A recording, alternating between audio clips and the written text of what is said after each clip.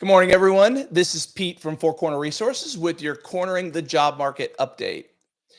So, I have to talk about a survey that I've had shared with me multiple times over the past week by everyone from friends to my 83-year-old father who saw this survey reported on Fox News. And it has to do with Gen Z. And it is talking about how they act in the workplace. Now, I want to set the stage for this. It was by a company called Resume Templates. I've been in staffing a long time. I don't know who they are other than last year, they put out a similar survey and it got a lot of press. And it basically made Gen Z, who was as young as teenagers, but almost up to the late, almost 30-year-olds in the workplace, look like complete buffoons. And that is not the case. And look, I'm a father of four Gen Zers, and I'm offended on their behalf. But also, as a staffing company owner who is we recruit hundreds of Gen Zers each year and put them in front of our clients to interview, place them at our client workplaces to work. And I have never seen the behavior that is quoted in this survey. And I just don't buy it. And the problem is, major news sources have picked it up and are quoting it as fact. And really, look, it's all clickbait. I get it. But I am going to call it out. And, I've seen it on Fox News. That's where, my dad shared it with me. He saw it. Greg Gutfeld was talking about it, and, they're making fun of Gen Z. And again, they're treating this survey as if it's gospel. And I just don't buy it at all. So here are some of the facts from the survey, or some of the results, rather. 31% of Gen Zers had a parent write their resume.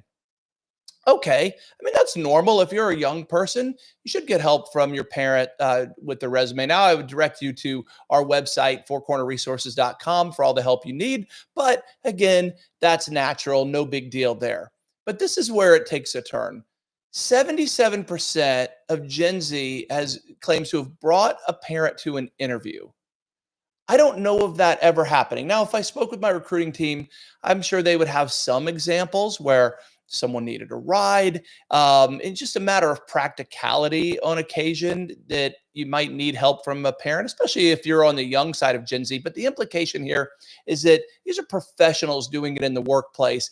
And if that has happened with any of the hundreds, at this point, thousands of Gen Zers that we've recruited, it has never been brought to my attention. And I promise you, it would stick out like a sore thumb if that happened. It would be so inappropriate in a work setting that it would certainly be talked about internally at my office. And I just don't know of it happening. So 77% of Gen Z bringing a parent to an interview, I'm just not buying it. 53% they claim had a parent speak with a hiring manager on their behalf.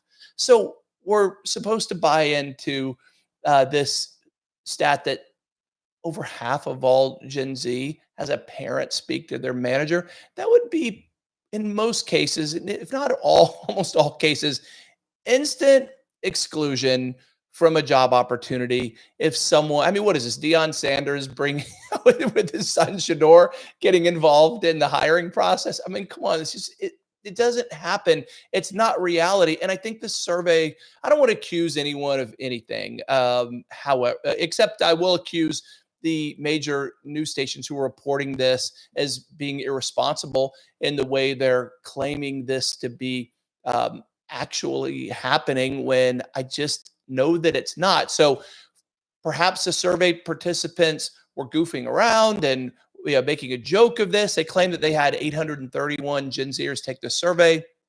Who knows? But I can say definitively, this is not actually happening in the workplace. Gen Z is not doing this crap.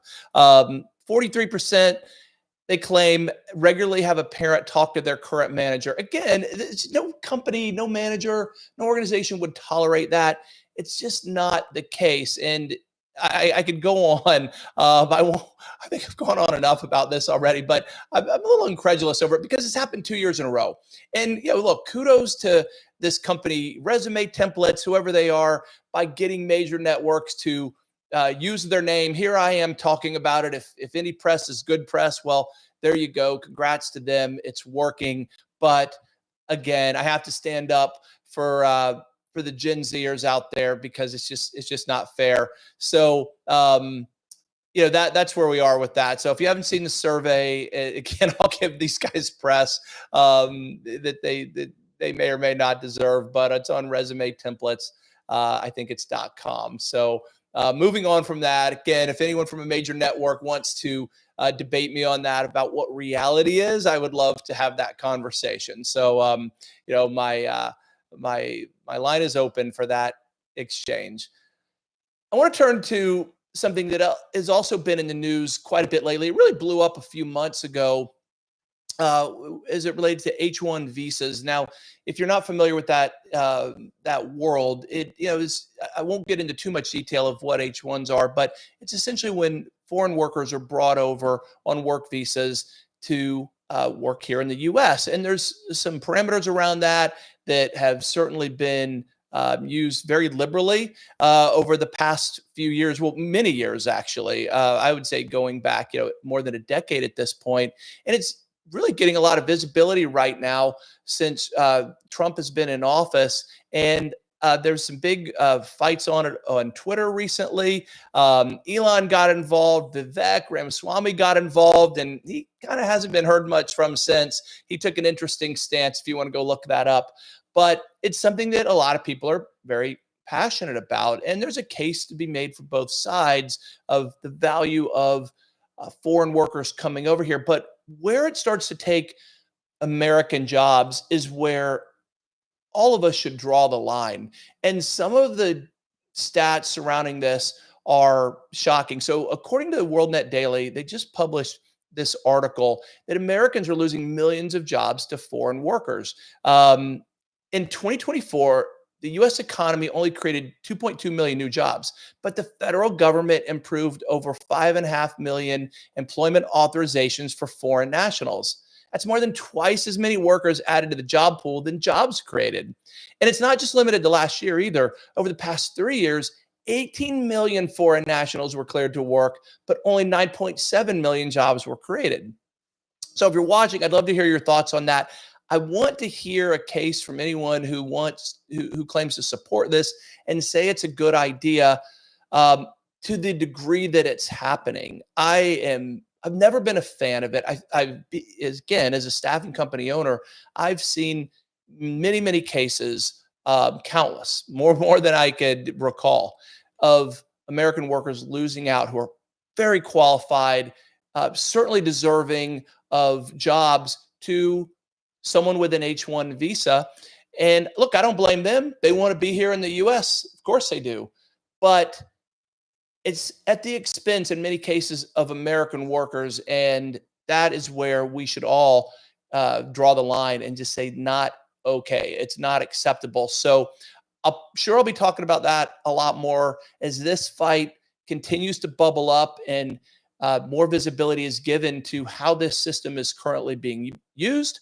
Perhaps it could be called abused. And we'll be tracking that because J.D. Vance in particular has some pretty strong feelings about it. And so we're looking to the administration to really be champions of the American workforce with this and start limiting how these H-1 visas are used. Moving on to AI, because can't not talk about AI on a given day. Interesting story in the Washington Post that labor unions are starting to mobilize to challenge the advance of algorithms in the workplace. So the AFL-CIO and other labor groups are working with state legislators across the nation to advance AI regulations designed to protect workers. So that's what unions do. They protect their workers. They're lobbying for state laws to safeguard workers from AI displacement. Now, this is really interesting, and it brings up the question of how much government should get involved in protecting workers from AI, from technology. I mean, we can call it AI, but it's technology as a whole. And this has happened throughout all of history. I mean, the Industrial Revolution, look how many jobs were replaced through all the advances in technologies that have happened throughout the years. And what AI is doing, in my opinion, is just fast forwarding this evolution in a way that we've never experienced before. In some cases, for sure, with blue collar jobs, more specifically with white collar jobs. And that is that's very new. We're in uncharted territory, to say the least, with how much the government should get involved with private businesses to prevent them from using advanced technologies, specifically with AI. So, Lorena Gonzalez, who's co chair of a new AFL CIO task force on AI, said, "We can't allow technology to erase livelihoods without protections." Well, who's we? That's what I always want to know in these cases, right? You're asking the government to do it. Is that their place? And all of these things that relates to AI, just like the H-1 visas we just talked about, there are multiple sides, many, many facets to these arguments. But we're talking about protecting American workers from technology. And there's a big case to be made there that we have to adapt, we have to evolve, because other nations are going to be doing that. And if we try to slow down AI too much, then we're going to lose out, right? We're going to lose to the advancements that are being made around the world that we absolutely can't stop. So this is a dilemma.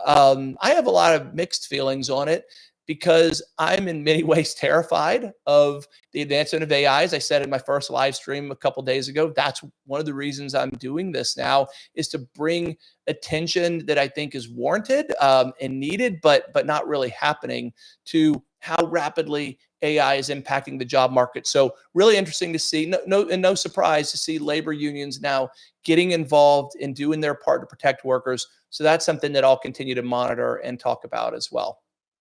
Now, here's some good news, that there was a survey that just happened in June by Willis Tower Watson. Now, I'm not familiar with them, but they're a London-based advisory, brokerage, and solutions company. And they did a survey of U.S. firms about pay transparency. Now, I would tell you pay transparency should be 100%, but it hasn't been historically. But now 82% of US companies are sharing pay ranges with employees. And I, again, think they just should want to. There's a lot of reasons why companies haven't done that historically, but the point of this survey, and what the good news is that it's trending in a positive direction. So while it's not 100%, we're still 18% shy of that. Employers in the US and around the world are increasingly being more open about their pay ranges. And according to Jill Havely, who's the WTW head of global community excellence and employee experience, says, with many organizations planning to take a global approach to their pay program communication, organizations need a clear, consistent, and well-documented approach to disclosure to ensure accurate data is shared with candidates and employees. Well, yes, Jill, of course they do. And I agree with you 100% there. So anything that's good for the employees, anything that's good for employers and employees not being adversaries, right? That's what this is to me. Employers want their employees to be happy. Now, I realize workers don't always realize that, and at times they are opposed, right? It's just naturally the company, the employer's there to make a profit, the employee's there to look out for themselves, as they should. And sometimes those things are at odds. I get that. But in most cases, through my career, through my experience, all the dozens and dozens of companies that I've supported with recruiting and staffing, as well as the ones I've worked for, employers intend to do the right things. They want to be liked by their employees, because happy employees are productive employees. You don't want your employees to leave if you're an employer. And I realize that isn't always the case, but it's good to see employers thinking about it and taking steps, no matter how small, to give employees what they need to feel comfortable and happy in their workforce, in their workplace. And a big piece of that is pay transparency. So good to see that trending in the right direction. So one quick thing that came out right before I started recording was CPI data was released, and July's core CPI rose 0.3%, which puts annual inflation at 3%, which, if you follow that, is above the Fed's target. So will be really interesting to see what happens there. Employees need more money to work to stay at the same standard of living. That's what this data is telling us. And that means employers are going to face higher labor and materials costs as well. So we'll pay attention to the fallout from that. It was just released about an hour ago. So I'm sure I'll talk about that more in the future. And then before I close, here's your job fun fact from history for today, that in the 1920s, welfare secretaries were hired by companies like Ford Motor Company, to visit employees' homes. And the point was to ensure that their workers lived morally, whatever that means, by defined by Ford at the time, and manage their finances well enough to keep their jobs. So it was intended to boost productivity. I'm not sure how that would happen, but imagine that today. Imagine if your employer did welfare checks on you at home just to make sure you were living the way they wanted you to. It's hard to fathom, but that was just over 100 years ago. That was happening here in the U.S. So welfare secretaries, that would have been an interesting job to have for sure. But there you go, your fun facts for today. Thanks for listening. I'll see you next time. And if you have any comments, I'd love your feedback. As this is a new live stream for me, I want to provide relevant, interesting information that will help anyone who's on either side of the job equation, whether you're hiring, whether you're in the workforce. This is what I do all day, every day. It's what I'm really passionate about as a staffing company owner, but also, as I mentioned previously, as a father of 4 young people, a couple of whom are in the workforce already. I'm worried about their future. I'm worried about society as a whole, as so many changes are impacting us in the workforce, that I want to do my part to share the most relevant and important information and that's affecting all of us. So I appreciate your feedback. Thanks.